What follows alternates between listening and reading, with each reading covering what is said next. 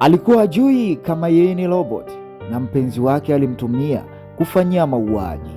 Picha yetu inaanzia hapa katika supermarket na mwanadada huyu hapa ambaye alikuwa anaitwa Iris na bwana wake ambaye anaitwa Joshi.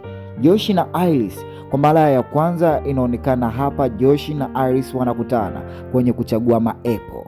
Na kipindi wanachagua maepo matunda ndio wakaanza kufahamiana ama wakaanza kuonana. Na mwisho wa siku dada akajitambulisha anaitwa Iris na jamaa alisema anaitwa Joshi. Na huo ndio kawa mwanzo wa fall in love ndani ya mapenzi yao na wakaanza kupendana. Mchizi akiwa yupo na masuala ya haya sasa hivi ambayo anaitwa AI, na kutokana na teknolojia ya AI ambayo ilikuwa inatumia tu sauti na gari hii ilikuwa inajiendesha tu kwa kuwa matajiri wenzetu wameendelea sana. Kwa hiyo kila mfumo ambao kwa hapa ulikuwa unatumia AI. Haya, mchizi Joshi na demu wake Iris walishuka hapa na jamaa Joshi alimchukua Iris kuja kumtambulisha kwa machizi wake. Huyu hapa anaitwa Keti. Keti baada ya kumuona Joshi na Iris walijisikia furaha sana. Hapa kuna Patrick pamoja na Ella. Hawa wote ni marafiki zake na Joshi. Na huyu hapa anaitwa Siga. Siga yeye ni rafiki mkubwa na Joshi, na Joshi akaja hapa akamtambulisha huyu hapa kama anaitwa Iris na ni mpenzi wake wa karibu. Na Iris akaongea maneno mengi na mazuri tu kwa Joshi, na hapa mwisho siku akamwambia jamani, naombeni nikaoge. Na baada ya kutoka kuoga mtoto alipendeza mwalimbwende huyu na kutulia hapa, Patrick pamoja na Ella wakipiga stori za hapa na pale. Machizi wakaendelea na kataka kujua historia ya Joshi na Iris walikutana wapi. Na mwisho wa siku Iris alisema yeye na Joshi kwa mara ya kwanza wamekutana supermarket, na hapo ndipo mapenzi yao na upendo wao ukaanza. Kwa hiyo story ile iliwavutia na majamaa wengi wakaona kawaida, lakini hapa Keti pamoja na Iris walikaa hapa na kaanza kupiga story na wakataka kujua. Lakini huyu Keti yeye ni mtu wake wa karibu sana na Sega, na Keti anamueleza Iris, bwana Sega yeye sasa hivi nimemkuta na familia yake na maisha yake, lakini kutokana na mkewe na watoto wake wote anao, lakini mimi hapa nimefuata hela tu, na kama nisingemkuta na hali yote hii ya maisha, yani hela singekuwa nazo Sega, wala nisingekaa naye, lakini nimekubaliana nao kutokana na hela na matumizi na huduma anatoa, mimi kwangu hakuna kinachoharibika. Na Keti akaendelea kumwambia mengi Iris. Iris akamwambia story yako inapendeza, lakini ndio inavyotakiwa hivyo.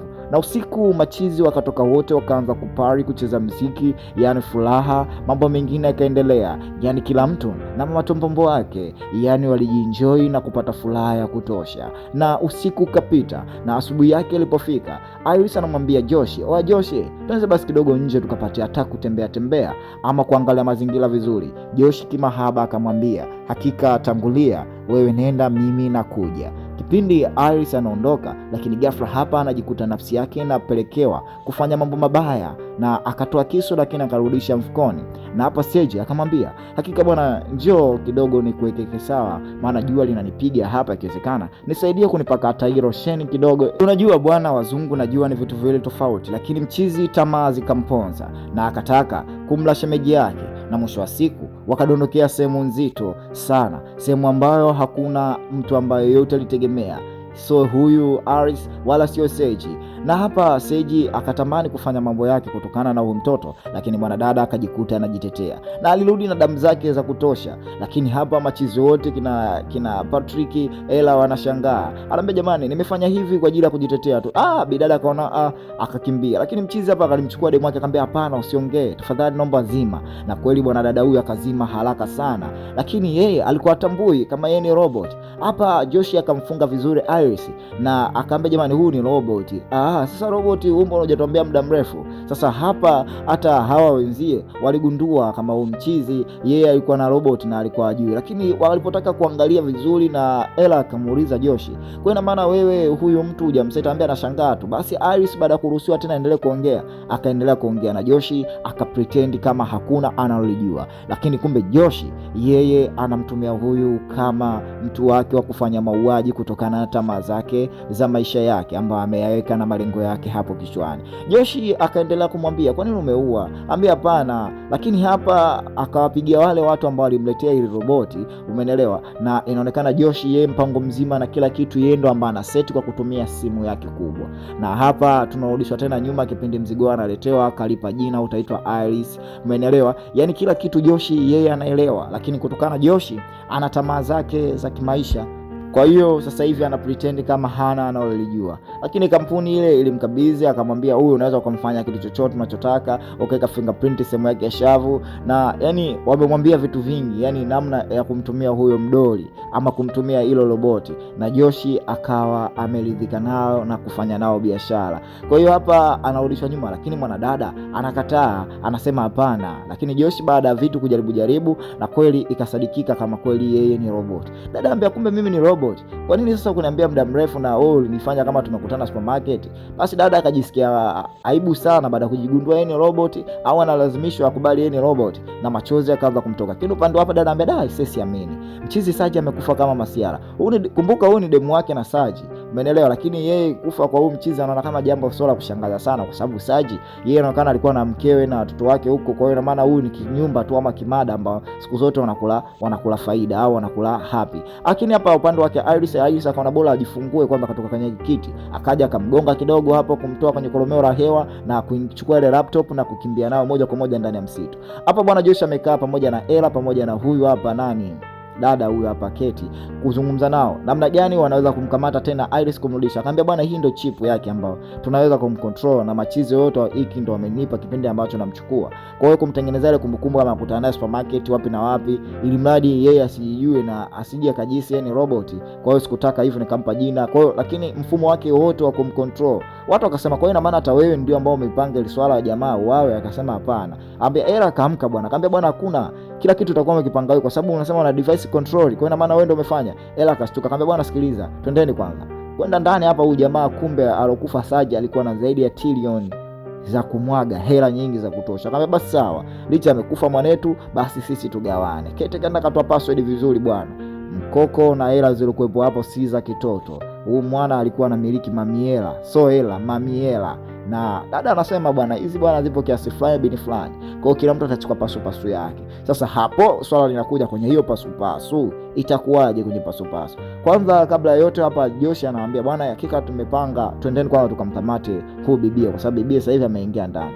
Mwanadada amefika huku amechukua na ile simu ambayo ya kujiongoza yeye kama yeye, na machizi pale akachukua ile bunduki ya Sage kama kiua, yani kwenda kinini, yani tuseme kama bunduki ambayo inaweza ikambonda. Lakini hapa bidada Iris amechukua hii laptop ama padi kubwa katika mkono wake, anaanza kuijiongoza yeye, kupunguza rangi ya mwili wake, kupunguza macho yake, na kila anachokifanya yeye ndicho ambacho kinamtokea. Unaona hapo sasa hivi amebadilisha rangi ya macho, amebadilisha rangi ya mwili. Kwa hiyo Sage anajijua, kumbe mimi ni robot. Lakini sasa robot mimi, acha kwanza nijicontrol mwenyewe. Basi akajikea mifumo yote, umeelewa, kwa sababu hajataka tena kukontroliwa na mwanadamu.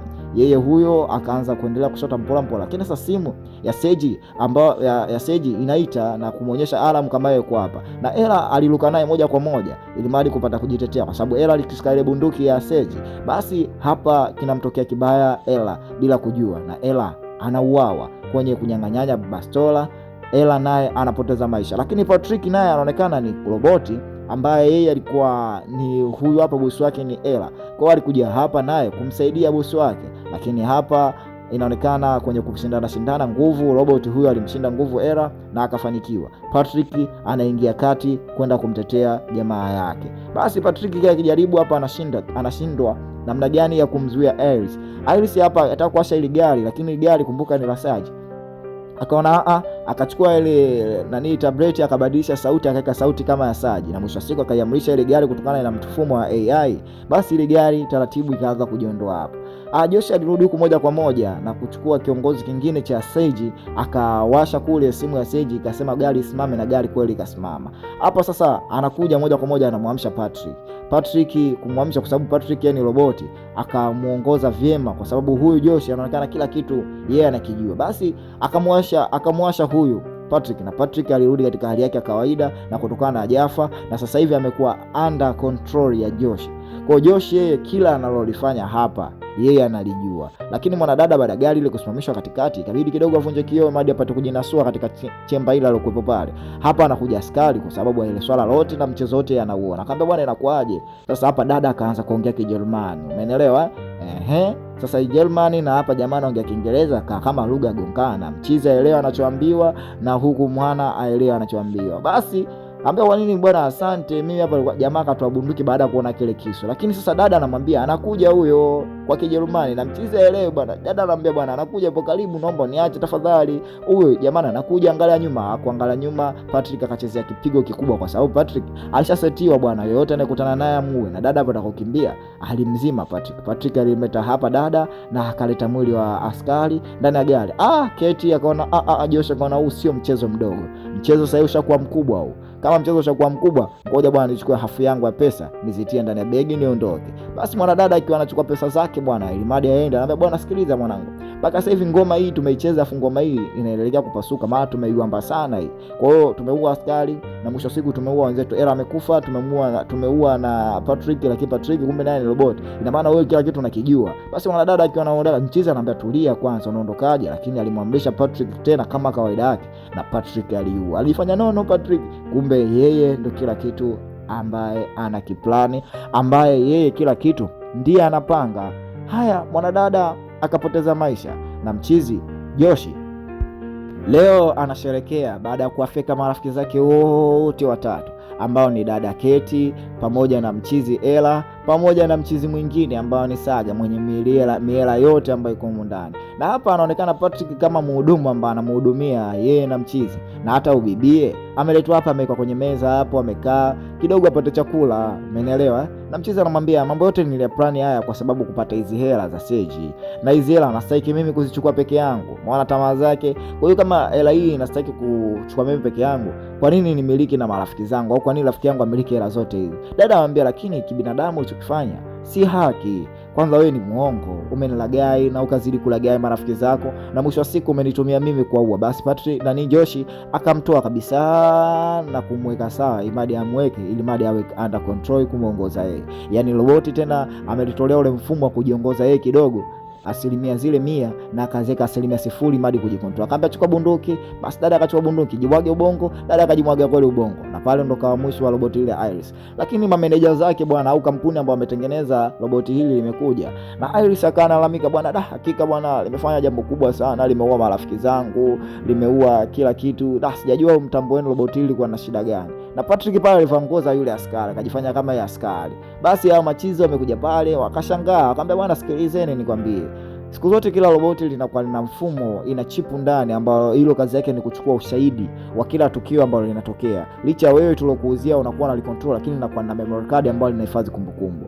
Lakini jambo lile lilimshtua Joshi, kwa sababu yeye hakujua kama lile roboti litakuwa na chipu ndani la kuhifadhia kumbukumbu, ambao watu wakienda kuangalia watajua matukio yote yalotokea ni kitu gani. Hapa Joshi kidogo akaingiwa na shaka, akaona hawa kipindi wanalifanyia recover lirudi katika mfumo wake. Akamtuma bwana Patrick, bwana maliza hao, asiondoke yoyote, chinja kabisa, uana nao. Sasa mchizi kwenda kwa shagali hapa kutakuteleza, asema huyu jamaa naye ni roboti, huyu ni roboti bwana, huyu sio mtu, huyu sio askari. Basi mchizi akawasha moto, na baada ya kuwasha moto bwana mdogo akaona upenyo wa kutembea, lakini hakubahatika, na siku hiyo kwao ilikuwa ngumu. Lakini hapa dada baada ya kufanywa alivyofanywa nini, yani alivyolistoriwa, basi dada akaanza kumkumbusha, bwana unakumbuka uliishi na hela vizuri, yani wewe ulikuwa mtumishi mzuri wa hela na hela kunyenyapa. Kwa hiyo akamrudisha kama ile kumbukumbu kidogo Patrick, na Patrick akaona kweli nilofanya sio binadamu, boti kama roboti likajipiga shoti na mwisho wa siku likafa. Haya, mchizi huko anataka kuondoka na mahela, lakini bwana dada anakuja hapa anamwambia, sikiliza, mpango wako wote ulikuwa mzuri Patrick nishammaliza, kwa hapa nabaki mimi na wewe. Mchizi hapa kwenye kupapata anamwambia, wewe mwenyewe kufa hapa. Lakini mchizi kwenye mkono kupambana na hiyo roboti, unajua tamaa zikiwa nyingi tena mambo yote uliyotengeneza na kurudia mwenyewe. Bwana wanangu, usisahau kusubscribe kwa movie kali na story kali kama hizi, na kwa recap kali kama hizi. Kwa hiyo ni hapa Tutam TV, jambo la kufanya hapo subscribe, ili mradi kujiunga nami na kupata movie mpya kila anapoachia ngoma mpya, wewe wa kwanza kupata makala yako. Wanangu, huyu mwanadada akamaliza mchezo kama hivi na akakubali kuishi kama roboti. Kwa kuwa yeye ni roboti, akasema mimi nitaishi maisha ya kawaida kwa sababu hakuna mtu wa kunicontrol. Na hapa akachukua gari na akateleza, na ile tablet ya mchizi akalitupa huko. Kwa hiyo ina maana hakuna mtu ambaye yote ataimuongoza ama kumuongoza. Na hapa akiwa yupo matembezini, anamkuta mchizi mwingine huko na roboti, akawapa hai. Dada yeye kaangalia, anaona gari inajiendesha yenyewe, lakini huyu mbona kama mimi roboti, lakini roboti mwenzangu mbona anajiendesha. Wanangu, hiyo ndio mwanzo wa kigongo kipya kinachokuja, lakini kigongo hiki hapa kimeishia hapa, na mimi hapa na kuwa sina mambo mengi juu ya mitambo yangu, na kwambieni chao, tutaonana tena.